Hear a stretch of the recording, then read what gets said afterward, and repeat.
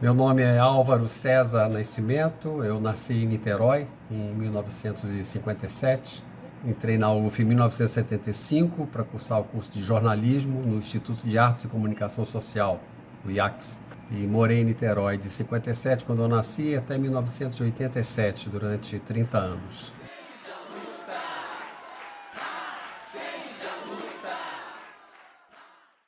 Bom, o clima em Niterói e na UF não diferenciava muito do clima do resto do país, né? Niterói era considerada uma capital assim, de ponta, né, de importância para o regime militar, pela presença da UF, mas também por ter, historicamente, um movimento operário muito pujante. Nós tivemos greves em Niterói de grande repercussão nacional, na época dos empregados da antiga Barca da Cantareira, com conflitos enormes, um movimento metalúrgico também muito forte. E minha mãe era do Sindicato dos Metalúrgicos de Niterói, ela trabalhava numa fábrica de alumínio em Caraí, e era de uns judeus alemães fugidos de Hitler que vieram para o Brasil. E eles desmontaram uma fábrica que eles tinham de alumínio, de panelas, na Alemanha, quando previram o que ia acontecer na Alemanha. E vieram para o Brasil, e aí, por essas coincidências da vida, montaram a fábrica em Niterói. Os terrenos no Rio eram mais caros, em Niterói era mais barato, e minha mãe era uma metalúrgica nessa fábrica. E eu já, desde menino, acompanhava, através dela, essa pujança do movimento operário, né? Mesmo depois de 64, havia um movimento latente em Niterói de soerguimento do movimento sindical. E junto deles, um também pujante movimento de associações de moradores. A gente morava em Santa Rosa, eu e minha mãe, e eu participava da Associação de Moradores de Santa Rosa, Ama Rosa, que se reunia no colégio, que agora me falha o nome, em frente ao colégio onde eu depois fui estudar, o Colégio Salesianos. Então, o clima em Niterói, e a cidade era uma cidade de oposicionista. Em 76, foi eleito o prefeito pelo MDB, da época que eram, né, nós tínhamos dois partidos, né? Ou você era da Arena ou você era do MDB. Era o partido da ditadura, a Aliança Renovadora Nacional, a Arena, ou você era do Movimento Democrático Brasileiro, não era permitido mais nenhum outro partido. E no Rio a gente vivia uma especificidade que era o governador do Rio, indicado pela ditadura, porque não tinha eleições para o governo, era o Chagas Freitas, que era do MDB, mas era um aliado da ditadura. Então, a polícia militar do Chagas Freitas reprimia os movimentos populares como se ele fosse um governador da ditadura. Então, nós vivíamos essa contradição no estado do Rio, né? E que impactava Niterói também, né? Então, a oposição que migrou para o MDB no período da ditadura, no Rio e em Niterói, viviam esse problema. Era um governador do nosso partido, MDB, mas que nos reprimia porque nós buscávamos a abertura de mais espaços democráticos. E ele era, apesar de ser do MDB, um aliado da ditadura, né? E Niterói vivia esse clima, mas era uma cidade de perfil muito oposicionista, né? Com associações de moradores pipocando em vários bairros, Cubango, Santa Rosa, Icaraí, Vital Brasil, Largo da Batalha, uma associação de moradores do Cafubá, hoje é um bairro perto de Piratininga, muito pujante, começou com uma luta de preservação que até hoje perdura, né, da Lagoa de Piratininga, e foi crescendo. E nós, na UF, bom, eu morava em Niterói, quando fiz vestibular, minha primeira opção foi UF, e passei no primeiro semestre para a faculdade de jornalismo, né? Na verdade, a faculdade de comunicação, que tinham três profissões dentro dela: jornalismo, publicidade e cinema. E eu entrei para fazer jornalismo, né? E entrei numa UF com os diretórios acadêmicos todos fechados, desde o final dos anos 60, e alguns em processo de reabertura. O da minha faculdade, em processo de reabertura, o ICHIF, em processo de abertura, de Ciências Humanas e Filosofia, arquitetura em processo de reabertura, que eu me lembro esses três, arquitetura também, arquitetura e economia.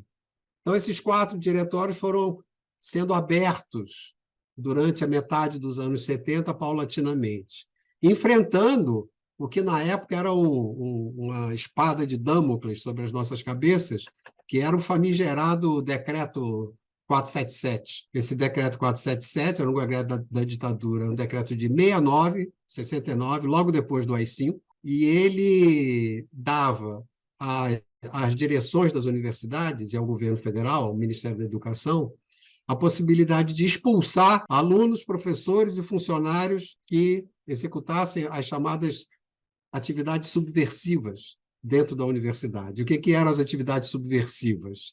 Você montar diretório acadêmico, você participar de movimento de professores, abrir associação de docentes, lutar por mais verbas para a educação, etc.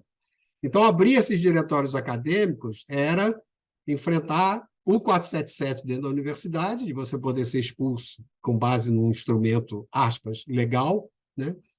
Você é considerado subversivo, além de todas as demais ameaças, né? Que você não podia militar em partidos políticos, etc., sob pena de ser perseguido, preso, e muita gente foi presa. Colegas meus foram presos e torturados em 77. O Luiz Você, Arnaldo Dias Campos. você entrou na UF em 77? Não, eu entrei em 75, no início, no primeiro semestre de 75 e saí em 79, em julho de 79. Fiquei 4 anos e meio. No meio do meu curso, em 77, colegas foram presos, colegas que faziam o movimento estudantil junto com a gente. Eu vou citar 2 nomes, porque eram da minha faculdade, né? O Luiz Arnaldo Dias Campos, que fazia cinema, a Fernanda Duclos Carizio, que fazia jornalismo junto comigo. E foram barbaramente torturados no DOI-CODE, ficaram muitos dias presos e incomunicáveis, soltaram uma carta ao saírem de lá, foram julgados na Auditoria Militar da Aeronáutica. Enfim, era um clima de bastante terror na época, né? Tanto dentro da UF como na cidade de Niterói. A gente vivia esse clima na cidade, né? Havia um movimento de resistência, mas eu via ao mesmo tempo um clima de muito medo, mas também de muita utopia da nossa parte, né? E dos movimentos, de tentar sair daquela conjuntura tão triste e tão adversa, né?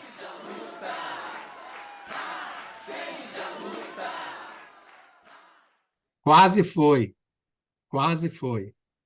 Porque no dia em que ia começar no DCE da UF, com o show do MPB4, nós chegamos na UF, o show seria no final da tarde, início da noite. Nós chegamos com o DCE cercado por caminhões do Exército, onde tinha uma figura dentro do caminhão com uma lente fotográfica de enorme potência, fotografando todos os estudantes que chegavam em torno do DCE, e aí nós não conseguimos realizar, né? Entramos em contato com o MPB4, cancelamos o show e fizemos uma assembleia na porta da Faculdade de Matemática e tal, mas efetivamente a Semana de Direitos Humanos, o show que abriria não conseguiu ser realizado. Tem um aspecto importante que impactou muito a minha faculdade, né? No meu primeiro ano de UF, a ditadura assassina Vladimir Herzog. Em 25 de outubro de 75, eu estava no primeiro ano da faculdade, eles chamam o Herzog para depor no DOI-CODE de São Paulo e o matam, tentando forjar um suicídio por enforcamento, né? Numa grade de janela que era mais baixa que a altura do Herzog. É o primeiro suicida enforcado que consegue se enforcar numa grade mais baixa que a altura dele. E isso foi um acontecimento que marcou muito, né? Nós estávamos na faculdade de jornalismo, fazíamos um movimento estudantil contra a ditadura, e matam um jornalista que era simplesmente o diretor de jornalismo da TV Cultura de São Paulo. Então, era uma sensação meio assim, se pegam e matam um diretor de jornalismo da TV Cultura de São Paulo, o que será de nozinhos aqui, estudantes de jornalismo desconhecidos, né? Foi uma coisa muito marcante o assassinato do Herzog na ditadura em 75. Até hoje eu lembro da data, 25 de outubro.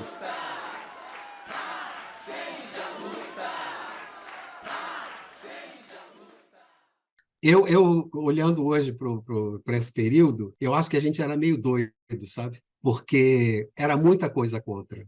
Nos movia uma utopia por liberdade, e mais do que por liberdade nossa, né? Uma utopia de melhoria das condições de vida do nosso povo. E todas essas, né? As prisões, as torturas, as mortes, as proibições, as ameaças de expulsão da universidade com o 477, as fotografias que faziam da gente ao entrar e sair da faculdade, ao entrar e sair de assembleia. Eu estava numa conversa com meu filho anos atrás e ele me perguntando meio isso que você está fazendo hoje. Como é que era, pai? E tal. Eu fui dizendo para ele essas coisas que eu estou te dizendo.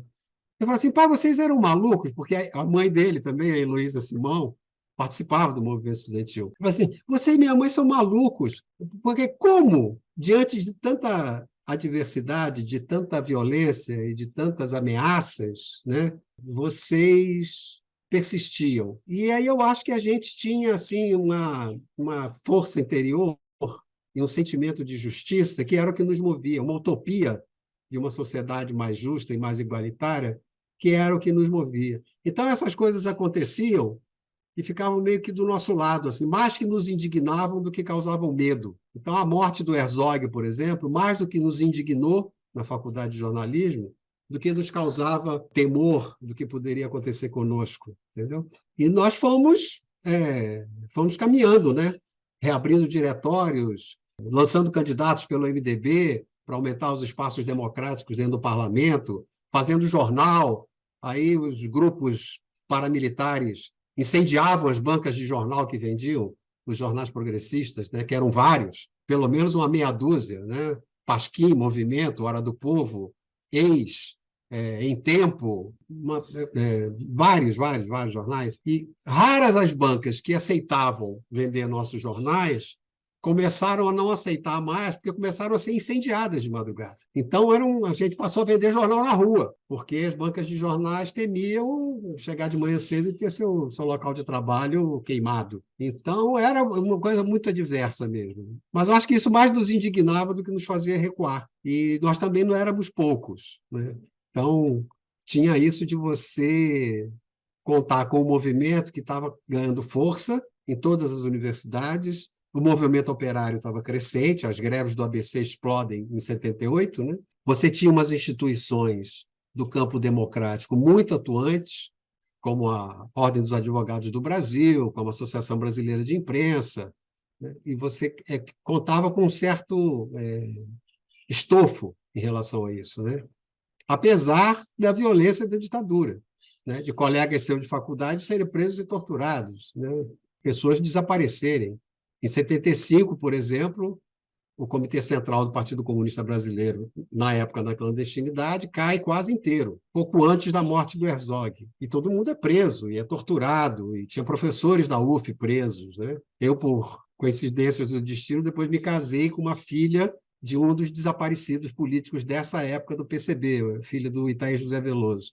O corpo do Itair nunca apareceu. E o trauma familiar que era para essa família com quem eu convivi 20 anos é um negócio inimaginável, absolutamente inimaginável. Então, tinha essa coisa na sociedade e, às vezes, dentro de casa, nós também tínhamos uma certa pressão, né, dos nossos familiares, de assim, meu filho, para com isso. Olha o que está acontecendo com o Herzog, olha o que aconteceu com o Luiz Arnaldo e a Fernanda Carizio. Os dois frequentavam a minha casa. Então, quando eles são presos e são torturados, o Jornal do Brasil publicou as torturas, a minha mãe virava para mim, a minha mãe era uma pessoa de esquerda, falava, meu filho, assim, dá um tempo. Então, era uma pressão na sociedade, era uma pressão em relação à ditadura, os órgãos de repressão, era uma pressão da universidade, o temor do 477, e era uma certa pressão familiar, né, de tios, da mãe, dos pais. Eu não tinha pai, mas tinha mãe, de você dar um tempo, espera melhorar. Só que se todo mundo desse um tempo e esperasse melhorar, nada melhorava, né? Então era aí um ambiente muito adverso, mas também de muita utopia nossa, né? De muita entrega.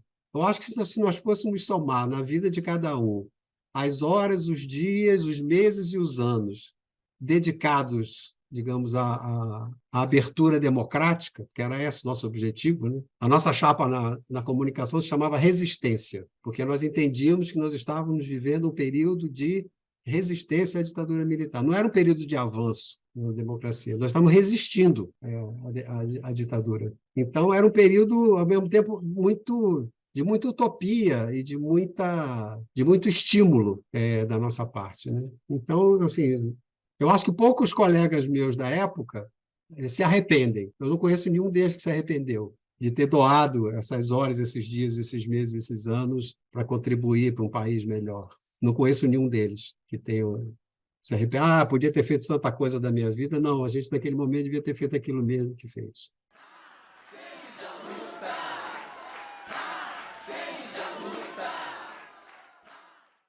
não era uma coisa tranquila, não. Era um ambiente conflituoso. Nós tínhamos um diretor na época, Antônio Sérgio Lima de Mendonça, que era tido como intelectual da área da comunicação, escrevia textos em revistas de cultura, mas era um repressor. Vou citar o exemplo do nosso cineclube. Nós abrimos um cineclube da comunicação, passávamos filmes de Ingmar Bergman, Cláudia Rocha, filmes legais, não era nenhum filme clandestino, não.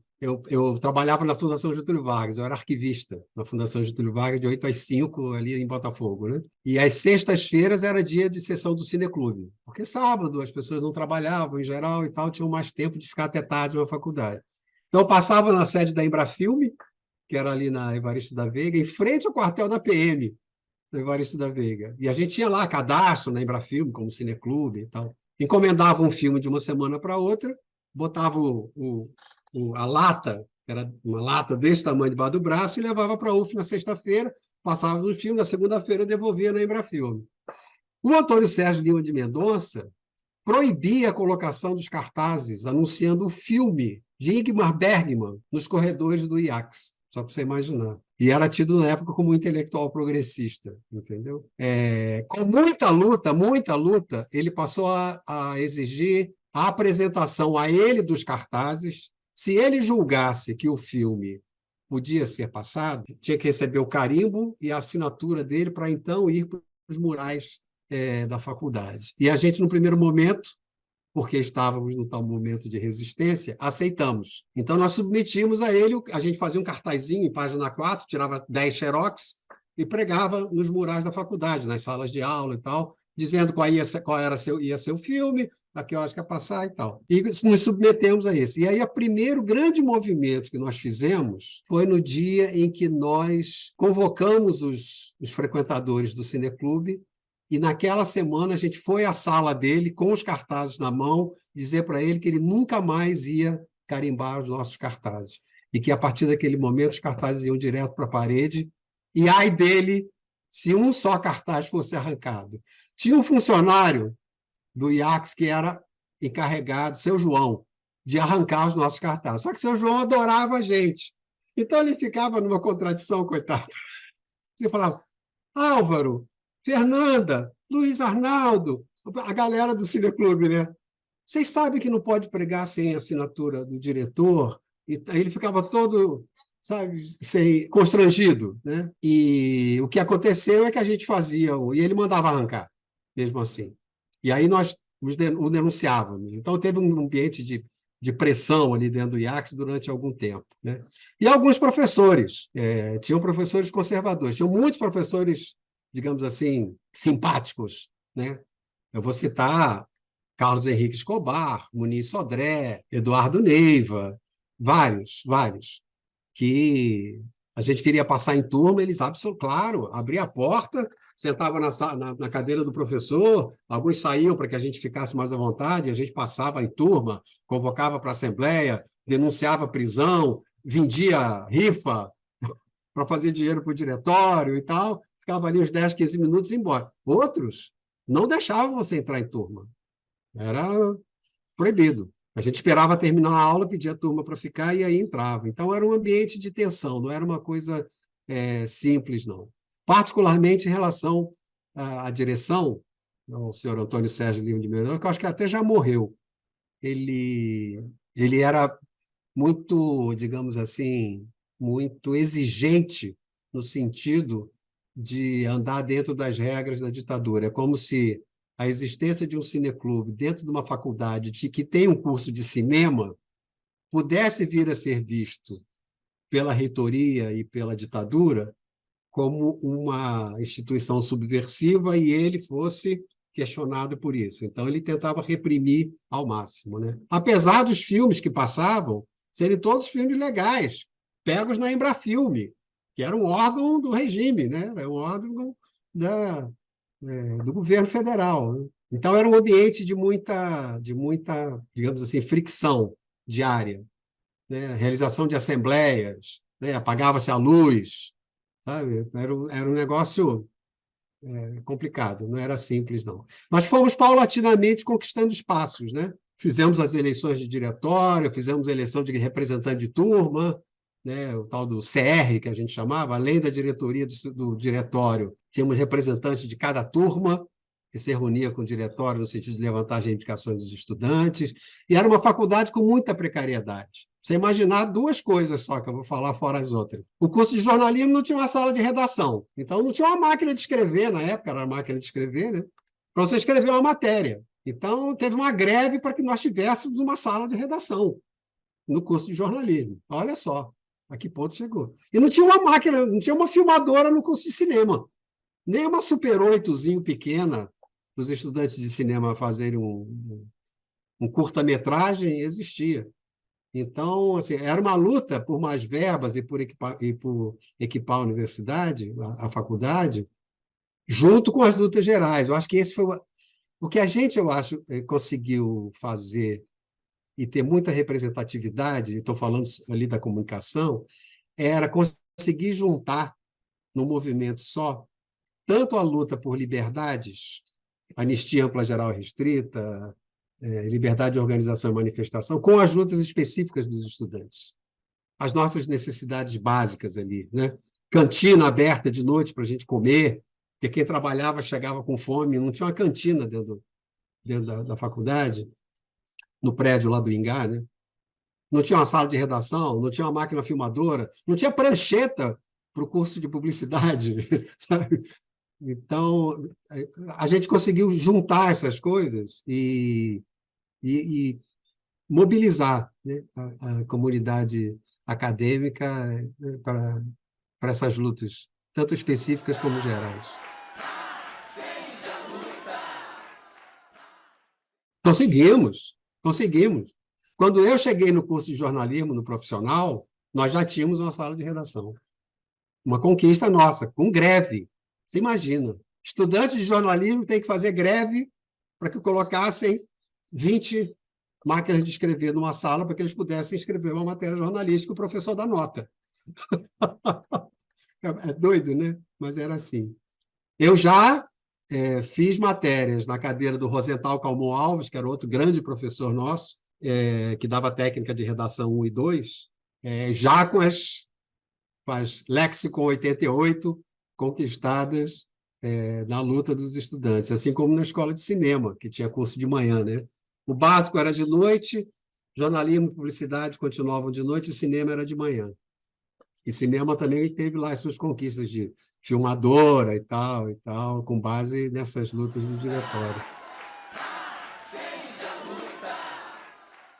Era um diretório só. Era um Diretório Acadêmico de Comunicação, DACO. A sigla era DACO, e a gente representava os estudantes de jornalismo, publicidade e cinema. E procurava ter sempre alunos desses 3 cursos na direção do diretório acadêmico, né? De forma que todos os cursos estivessem bem representados, digamos assim. Chegou um momento em que a gente se sentiu com tanta força. Tinha uma cantina no prédio lá do Ingá, no sobradinho do Ingá, uma cantina que ficava do lado da quadra. Talvez ainda tenha o espaço. E a gente queria que a faculdade abrisse a cantina, os alunos comerem, né? Nem que fosse um sanduíche, alguma coisa, né? E nada, nada, nada. Um dia nós metemos o pé na porta, ocupamos a cantina e abrimos a cantina com o diretório. Fazíamos um rodízio entre nós e o diretório começou a ganhar dinheiro com a cantina.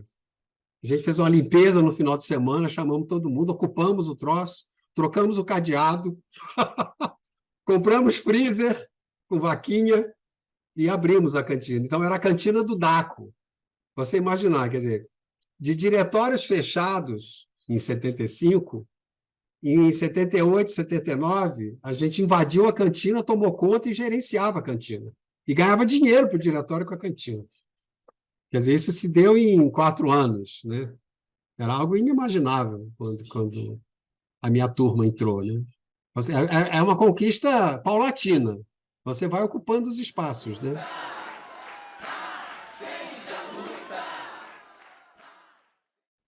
Na verdade, eu fiz parte de várias organizações clandestinas.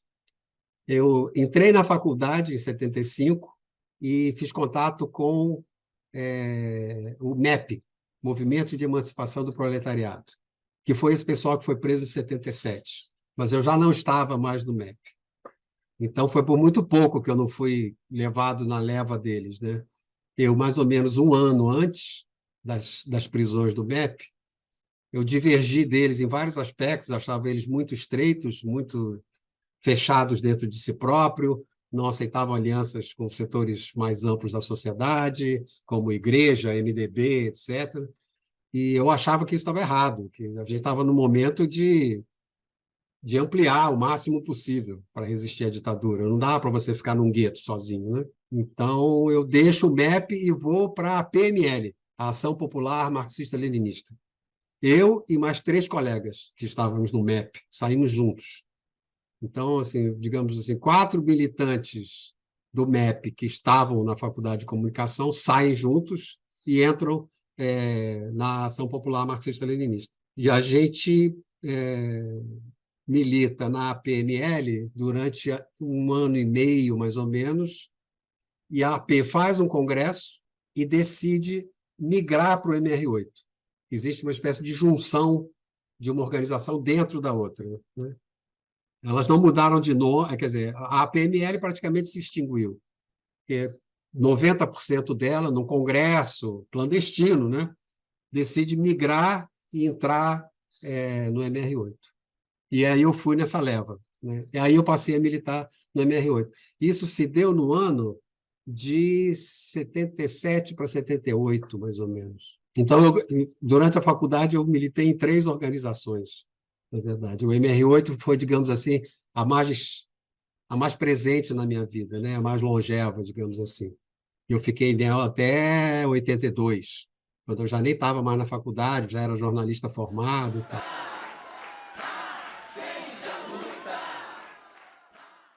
Elas tinham programas muito parecidos. Elas tinham muito mais pontos de confluência do que de divergência. Então, a análise de conjuntura das duas era muito parecida, né? A busca de alianças na sociedade com setores como de igreja, setores progressistas do MDB, sindicatos, associações de moradores, independente de serem socialistas ou não, nós defendíamos, na época, a criação de uma frente popular contra a ditadura. As 2 organizações concordavam com isso. Era uma frente popular ampla, que, por exemplo, apoiou Nelson Carneiro para senador, que era um liberal, mas era o senador que nós conseguiríamos eleger contra a ditadura. Era muito melhor ter o Nelson Carneiro do que ter um senador da ditadura eleito no estado do Rio, né? Então, os programas eram muito próximos. E eram 2 organizações, digamos assim, não vou dizer fracas, não, mas não eram tão pujantes como o movimento necessitava. E, diante da similaridade desses programas, a gente chamava de comitê central, né? Os comitês centrais se reuniram, as células intermediárias se reuniram e foram aparando as poucas arestas que ainda existiam. E aí deu-se a incorporação, na verdade, né, da PML no MR8. Foi esse mais ou menos o processo.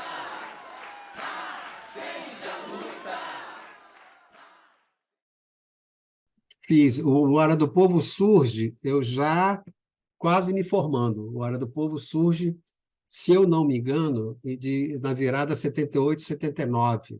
Eu posso procurar essa data exata e te falar. Eu estava me formando, o MR8 abriu, além do jornal, uma assessoria de imprensa, chamada Oficina, Assessoria de Imprensa e Comunicação.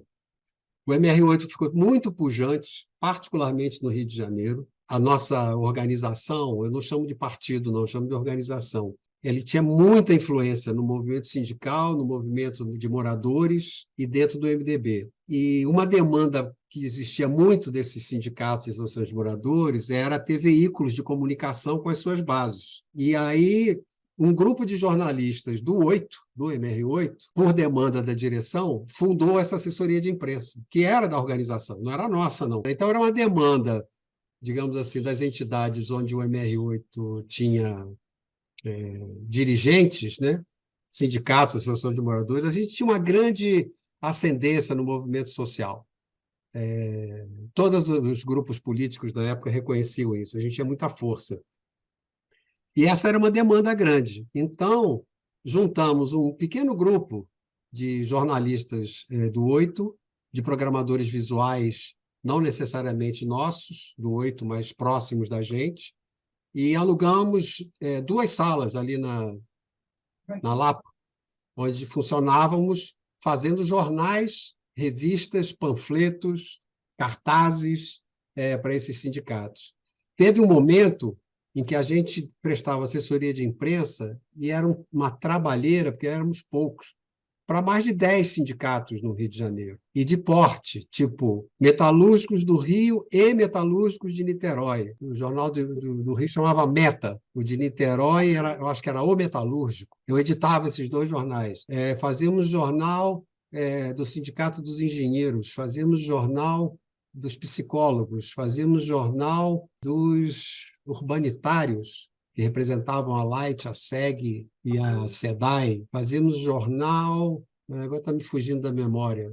Algumas associações de moradores importantes, Movimento Amigos de Bairro de Nova Iguaçu, por exemplo, que era muito pujante, numa aliança com a igreja, o saudosíssimo Dom Adriano Hipólito, os camaradas Antônio Ivo e Lúcia Soto, que moravam em Nova Iguaçu, e participava ativamente do movimento Amigos de Bairro, era MAB de Nova Iguaçu, o jornal chamava Encontro. A gente fazia reuniões de pauta lá na Caritas Diocesana, com o Dom Adriano Hipólito presente, inclusive. A luta da saúde lá era a grande luta, para ter postos de saúde em todos os bairros, etc. E aí essa assessoria de imprensa trabalhava muito, e junto com o Hora do Povo. O Hora do Povo funcionava na Buenos Aires, depois migrou para a Lapa também, e a oficina assessoria de imprensa funcionou sempre ali na Lapa. Me foge o nome da rua agora. Joaquim Murtinho? Não. Joaquim Silva, perto da ACM ali. E o Hora do Povo funcionava na Buenos Aires, que foi o lugar onde puseram a bomba lá. Buenos Aires, quase esquina ali com a Avenida Passos. E aí era isso. E trabalhávamos muito. Eu já tinha alguma experiência no jornalismo. Eu tinha trabalhado já na Rádio JB, tinha trabalhado no Fluminense, em Niterói. E aí comecei a me dividir, já formado, em trabalhar tanto na imprensa quanto na oficina. Era uma loucura. Era uma loucura. Porque meu filho nasceu em 80, e aí virou uma loucura completa. Mas aí foi isso.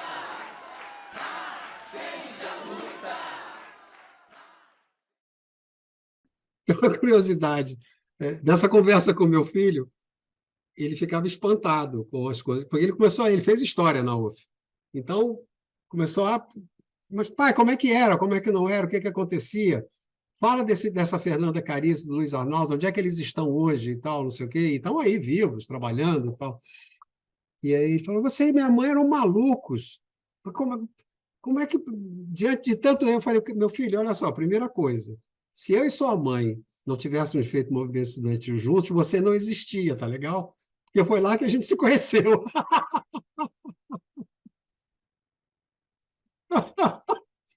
Se eu terminasse as aulas e fosse embora para casa, e se ela também terminasse as aulas e fosse embora para casa dela, você simplesmente não existiria, porque a gente se conheceu nas reuniões do diretório, nas assembleias, nas manifestações, e aí está aí você, ó. Então fica quieto. E muitos, né? Muitos de vocês, da sua geração, que hoje estão aí com uns 35, 40 anos, né? São filhos desse processo, porque a gente não tinha muito tempo para festa, baile, locais de paquera e tal, né? A gente trabalhava, estudava e militava. Então, onde é que os hormônios se misturavam, né?